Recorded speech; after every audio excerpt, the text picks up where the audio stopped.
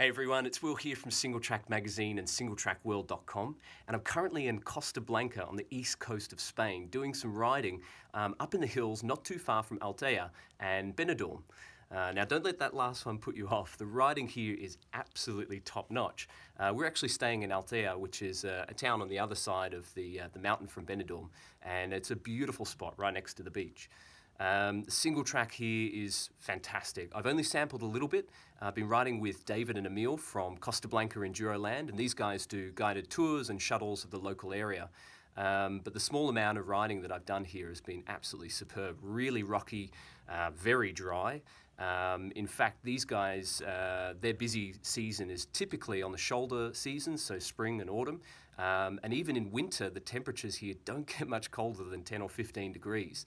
So for UK mountain bikers, this is actually a really good spot over the winter months when it's a bit wet back home. Now, of course, I've been riding the Scott Ransom test bike. You might have seen this on the website a couple of weeks ago when it first launched. I've been riding this bike on my way around Europe and some really fantastic riding locations and continuing to test it for the rest of the trip. So I've got a few things on here that I'm testing as well as the bike itself that I wanted to give you a quick look at. The bike's going along superbly. The more I ride this bike, the more I'm getting familiar with that TWINLOC remote handlebar system for adjusting the suspension. It's a big bike, 170mm travel 29er, but that middle handlebar remote position shortens the travel to 120mm on the back, and it makes this bike actually a really good climber on technical single track. So I'm really enjoying that. A few things that I'm checking on here at the moment. I've got a shock whiz attached to the fork. Now I'm just checking the suspension settings. Pretty happy with how the fork's set up at the moment, but I'm trying it a little bit softer, so dropping a little bit of pressure out, increasing the sag as well, just to see how that affects the ride quality, just chasing a slightly plusher feel out of the front end of the bike. I'm going to be playing around with the rear shock as well, so I'll get the shock whiz on there too, just to mess around with those two different suspension settings, the linear and progressive settings that you can adjust with that little ramp control lever. Otherwise, I haven't changed too much else on the bike. I have put on a wider handlebar though. Syncross sent me out a wider Hickson IC Rise 1.0 handlebar.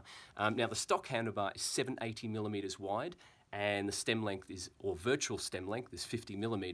The bar I've got on here now is a little wider, it's 800mm. It's also a little bit shorter, 40mm virtual length. So interested to see how that changes the steering and the handling on this bike. So stay tuned for more updates on that one.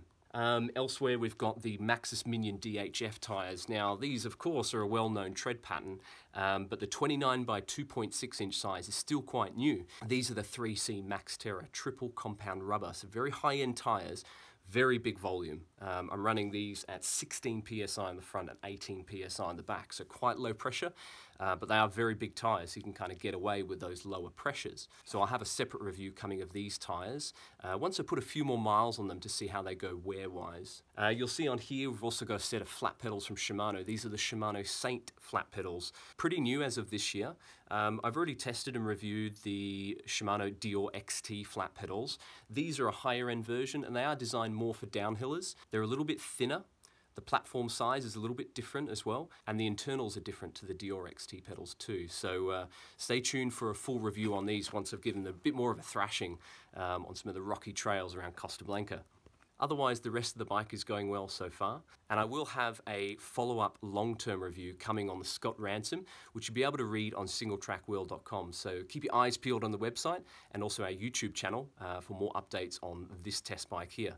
Now, if you've got any questions about the Scott Ransom, drop them into the comment section below, and I'll do my best to answer them for you. Otherwise, stay tuned to the website, our YouTube page and our Facebook page for more updates on this test bike on our long-term review of the Scott Ransom.